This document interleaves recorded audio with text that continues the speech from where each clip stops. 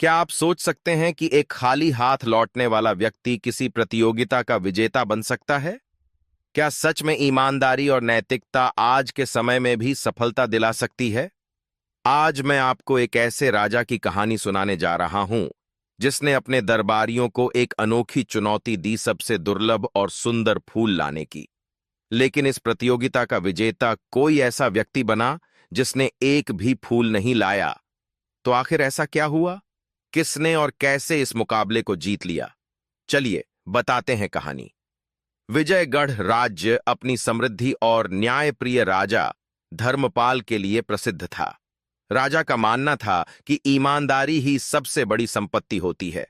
उनके दरबार में कई बुद्धिमान मंत्री थे, लेकिन उनमें से एक था अर्जुन, सीधा साधा लेकिन बहुत ईमानदार। एक दिन राजा ने अपने दरबारियों के सामने एक अनोखी चुनौती रखी। जो कोई भी मेरे लिए सबसे दुर्लभ और सुंदर फूल लेकर आएगा, उसे मैं बड़ी पदवी और इनाम दूंगा। दरबारी खुशी खुशी इस चुनौती को स्वीकार कर जंगलों, पहाड़ों और बागों की ओर निकल पड़े। हर कोई यह इनाम जीतना चाहता था। अगले कुछ दिनों में दरबारी अलग अलग दिशाओं में गए।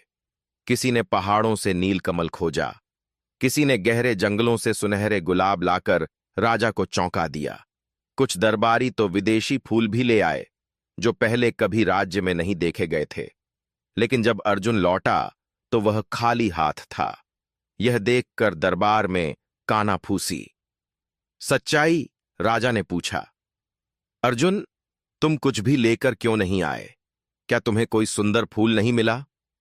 अर्जुन ने नजरें झुकाईं और गहरी सांस लेते हुए कहा, महाराज, मैं सुंदर फूलों के पास गया, लेकिन जब मैंने उन्हें तोड़ने की कोशिश की तो मुझे एहसास हुआ कि हर फूल अपनी जगह पर सबसे अधिक सुंदर और जीवंत होता है।